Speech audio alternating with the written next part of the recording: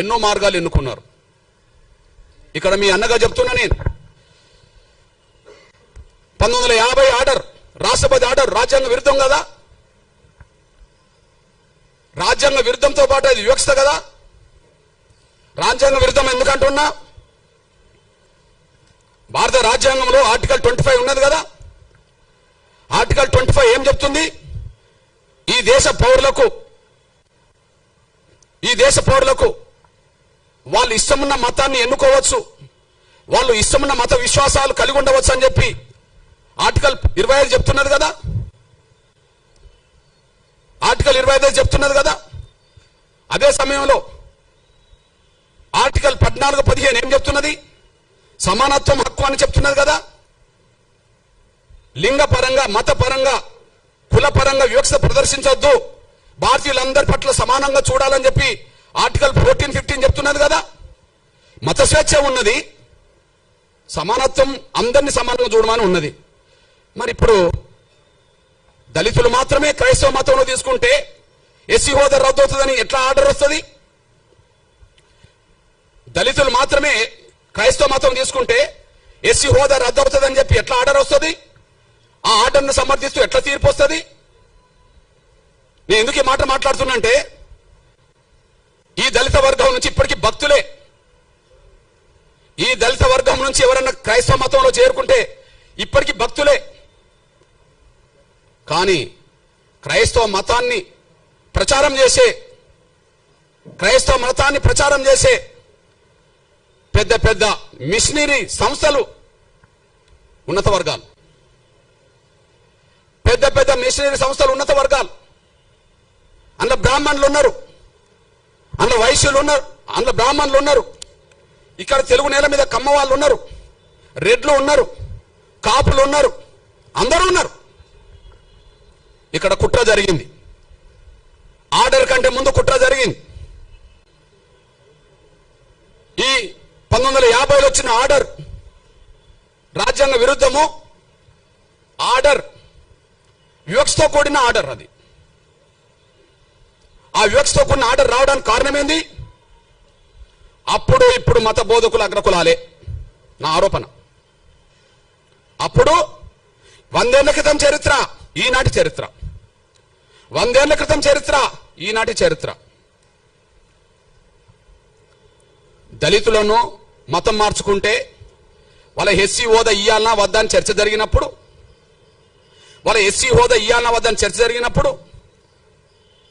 ఈ దేశంలో మేము అందరం సమానమే, ఈ దేశంలో మేము అందరం సమానమే, మాకు ఎలాంటి ఎస్సీ హోదా వద్దు, మాకు రిజర్వేషన్లు వద్దు అని చెప్పి రాజ్యాంగ సభలో చర్చల్లో పాల్గొన్నది ఈ దేశ క్రైస్తవుల తరపున ఒక దళితుడు లేడు. దళితులు క్రైస్తవులుగా భక్తులుగా మిగిలిపోయినరు. కానీ క్రైస్తవ ప్రచారం చేసింది, క్రైస్తవ మతం సమానత్వంతో కూడుకున్నదని ప్రచారం చేసింది ఎవరన్నా ఉంటే, దేశంలో పేరు గల్ల వాళ్ళు ఎవరన్నా ఉంటే అప్పుడు ఇప్పుడు అగ్రకులాలే. వాళ్ళు మారవచ్చునా? వాళ్ళు మారమని చెప్పవచ్చునా? వాళ్లకు ఈ ఆర్టికల్ ఏదైతే ఈ రాష్ట్రపతి ఇచ్చిన 1950 ఆర్డర్ అయితే వాళ్ళకు వర్తించదా? కుట్ర జరిగింది. రాజ్యాంగం రాయడానికంటే ముందు రాజ్యాంగ సభ చర్చల్లో మైనార్టీల హోదా, అణగారిన వర్గాలకు సంబంధించిన వాళ్ళ మతపరమైన హోదా ఎట్లా ఉండాలని చర్చ జరిగినప్పుడు ఆ చర్చల్లో ఈ దేశ క్రైస్తవ ప్రతినిధులుగా 4 పాల్గొన్నారు. ఈ దేశ క్రైస్తవ ప్రతినిధులుగా 4 పాల్గొన్నారు. ఈ 4లో ఈ కమిటీకి చైర్మనే మీ దృష్టికి తీసుకొస్తున్నా. అల్పసంఖ్యాక వర్గాల సబ్ కమిటీ, అడ్వైజరీ కమిటీ. రాజ్యాంగంలో అల్పసంఖ్యాక వర్గాలకు, దళితులకు, పేద వర్గాలకు ఎలాంటి ఉండాలని చెప్పినప్పుడు అంటే అంబేద్కర్ కూడా ఉంటాడు. కానీ దీనికి చైర్మన్ ఎవరు? హెచ్సి ముఖర్జీ, పశ్చిమ బెంగాల్. ఆయన ఎవరు? బ్రాహ్మణ్. ఎవరి తరఫున పాల్గొన్నాడు? ఈ దేశ భారతీయ క్రైస్తవుల తరఫున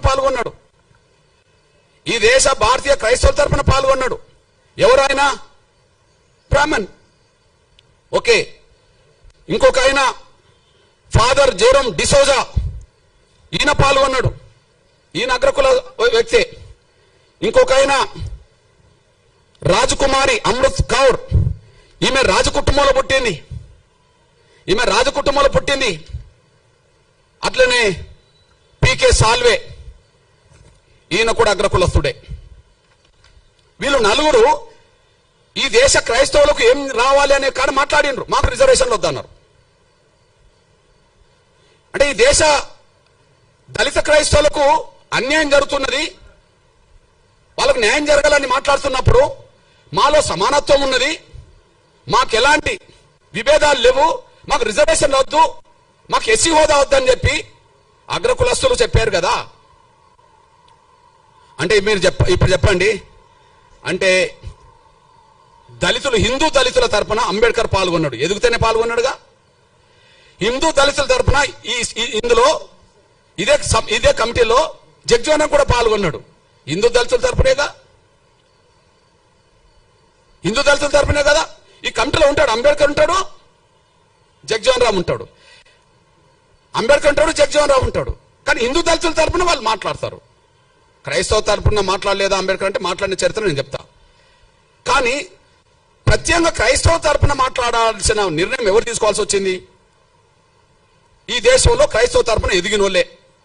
మరి అప్పుడు దళితుల నుంచి క్రైస్తవులు ఎదిగిన వాళ్ళు ఎవరు లేరు కదా, ఆస్థాకి ఎదిగిన వాళ్ళు లేరు కదా, భక్తులుగా మిగిలిపోయిండు కానీ ఒక శక్తులుగా ఎదగలేదు కదా. ఈ నలుగురు కూడా గాంధీ శిష్యులే. పేరు క్రైస్తవ మతం ఉన్నది, వాళ్ళ కులాలు అగ్రకులాలు, కానీ వాళ్ళు గాంధీ శిష్యులు. గాంధీ చేసిన మోసం వల్ల హిందూ దళితులు మోసపోయినరు, దళిత క్రైస్తవులు మోసపోయినరు. ఏ మోసం? హిందూ దళితులు ఎక్కడ మోసపోయినరు? హిందూ దళితులకు ప్రత్యేక నియోజకవర్గాలు ఉండాలని కమ్యూనల్ అవార్డు వచ్చింది కదా. కమ్యూనల్ అవార్డు రద్దు చేయించడం కోసం కదా గాంధీ నిరాదీక్ష చేసింది. ఆయనను బతికించడం కోసం కదా అంబేద్కర్ రాజీపడాల్సి వచ్చింది. అంటే ప్రత్యేక నియోజకవర్గాలు పోయినాయి కదా. ఎస్సీలు నిలబడ్డ నియోజకవర్గాల్లో ఎస్సీలే ఓట్లేసుకొని గెలిపించుకోవాలనేది పోయింది కదా. ఇది పోవడానికి కారణం గాంధీ కదా. అంటే హిందూ దళితులను మోసం చేసింది గాంధీ కదా. హిందూ దళితుల జీవితాలు అడ్డుకున్నది గాంధీ కదా. దళితులు క్రైస్తవ మతం తీసుకుంటే క్రైస్తవ మతం తీసుకున్న దళితులకు ఎస్సీ హోదా అవసరం లేదని చెప్పి మాట్లాడిచ్చింది కూడా అగ్రకులాల క్రైస్తవ పెద్దలతోటే కదా. వీళ్ళు ఈ నలుగురు గాంధీ శిష్యులే కదా. అంటే దళిత క్రైస్తవులకు ఆనాడు మోసం జరగడానికి, దళిత హిందువులకు మోసం చేయడానికి గాంధీ పన్నిన కుట్ర కారణం కదా. ఇది వాస్తవం కదా, ఇది వాస్తవమే కదా. అదే సమయంలో మీ అన్నగా చెప్తున్నా నేను, అంబేద్కర్ అభిప్రాయం మొదటి నుంచి నిర్దిష్టంగా ఉన్నది. అంబేద్కర్ అభిప్రాయం మొదటి, ఆయన హిందూ దళితుడుగానే పాల్గొన్నాడు ప్రతి చోట. ఆయన ఎన్నికలు నిలబడ్డా హిందూ దళితుడుగా నిలబడ్డాడు రిజర్వేషన్ సీట్ల నుండి. ఆయన ఎక్కడైనా హిందూగానే ఉన్నాడు. ఆయన బౌద్ధ మతం తీసుకున్నది ఎప్పుడు? అక్టోబర్ 14, 1956లో. ఆ తర్వాత 2 నెలలు కూడా తర్వాతనే చనిపోయిండు. అంటే అంతకు ముందు బౌద్ధ మతం తీసుకోవడానికంటే ముందు, అంటే చనిపోవడానికి 2 నెలల ముందు కూడా ఈయన హిందువే కదా. అంబేద్కర్ హిందువునేగా, అఫీషియల్ గా హిందువునే కదా. ఎస్సీ రిజర్వేషన్ లో హిందూ దళితుడునే చేశారు. ఎస్సీ నియోజకవర్గంలో హిందూ దళితుడు కాకపోతే అప్పటికి బౌద్ధ మతంలో ఉన్నోళ్ళకు కూడా ఎస్సీ హోదా లేదు కదా.